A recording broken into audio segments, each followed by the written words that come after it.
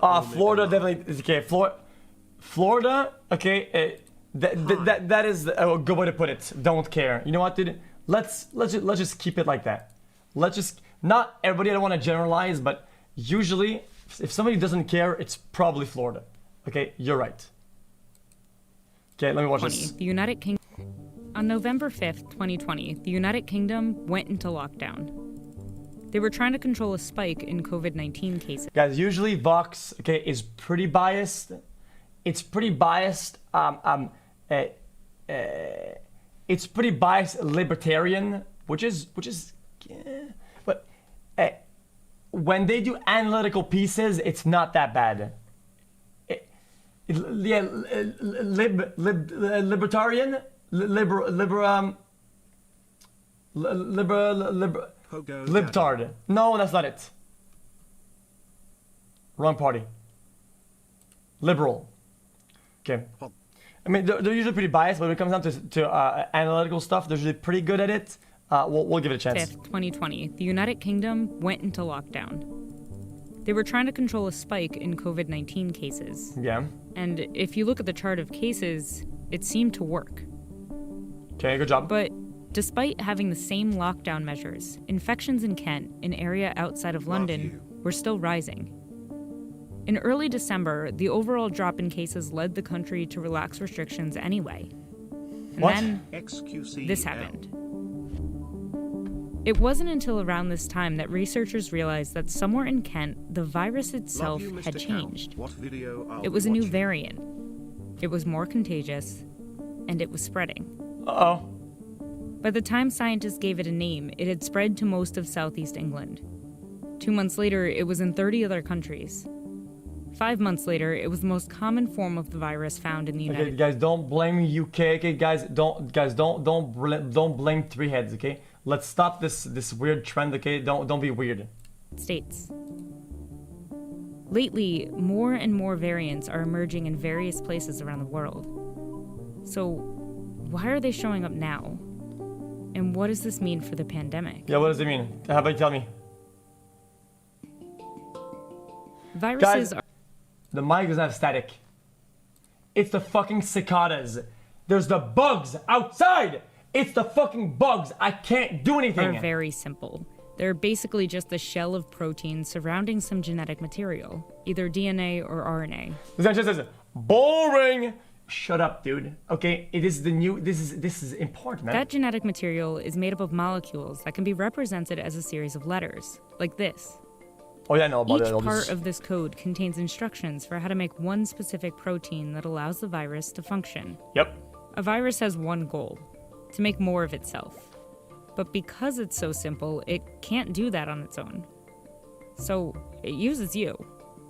Every time a virus infects a person, it uses their cells to make copies of itself, replicating this complex code again and again and again. But eventually, it makes a mistake. Sometimes it deletes or adds a letter, sometimes it flips them around. That mistake is called a mutation, and it slightly changes the instructions for making the virus. That slightly altered virus is a variant. Since viruses are constantly going through this copying process, it's normal for them to change over time. For example, this chart shows some of the mutations the SARS-CoV-2 virus has made since December of 2019. Most of the time, these mutations are harmless, or even make the virus weaker, and they quietly disappear sometimes they hit the without lottery. making any notable difference. But other times, a series of mutations occur that give the virus a slight edge over us, which is what scientists started to notice with SARS-CoV-2 back in September of 2020. You're seeing specific mutations that do allow the virus to bind human receptors better and enter cells better. Coronaviruses are covered in spike proteins that they use to bind with and infect human cells.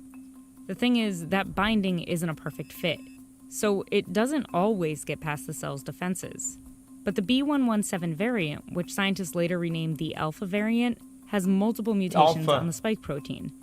Mutations that make it easier for the virus to bind with cells, which can help make the virus more transmissible, which led it to become a dominant strain in many places around the world. But if SARS-CoV-2 has been mutating all along, Why do the variants today, like this Alpha variant, suddenly seem so much worse?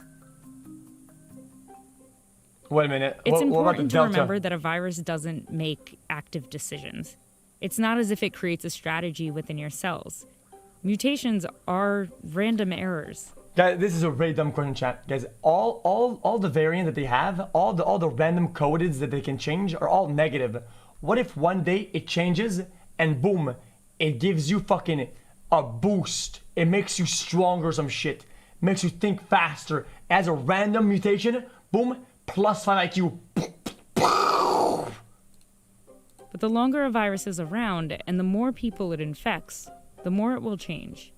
And the more those changes accumulate, the more chances the virus has to evolve into something more dangerous. It can't. These 4 variants, considered variants of concern by the World Health Organization, all have mutations on the spike protein.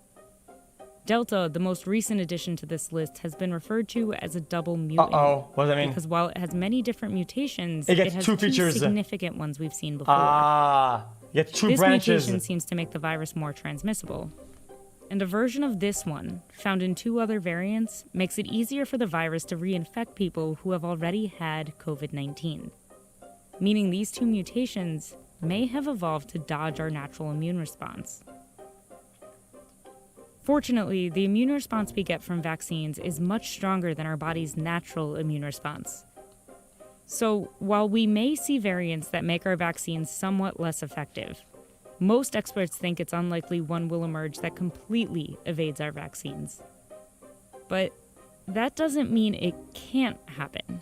If you give the virus enough time and replicative cycles, it will sample What if it gets a very large all the evolutionary buffs? space and find a solution to the problem we've presented it, which is vaccination and widespread Alpha, immunity. Delta, Beta, But Kappa, even if SARS-CoV-2 Epsilon, doesn't get to Juicer, that Delta, As Sigma. long as the pandemic continues, and as long as the virus continues to spread, it will continue to make copies of itself.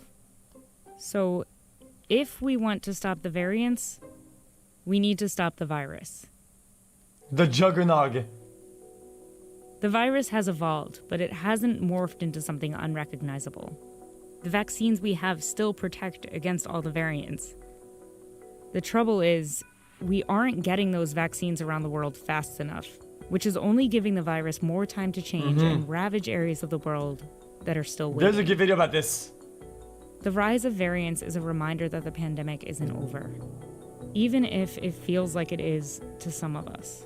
We need to stop this because we There's don't a good want video about variant this. that affects immunity. And so that involves stopping replication everywhere. Isn't it because some people like bought orders of it because they invested in it, so they pre-bought way too much, and some of like people like Americans, UK, Canada, people that are ahead in like or whatever, they get like a crazy amount that they're not going to use. A lot of it goes to waste, while other countries are just waiting because they didn't invest in the fucking vaccine, so they get cut off. That's kind of weird.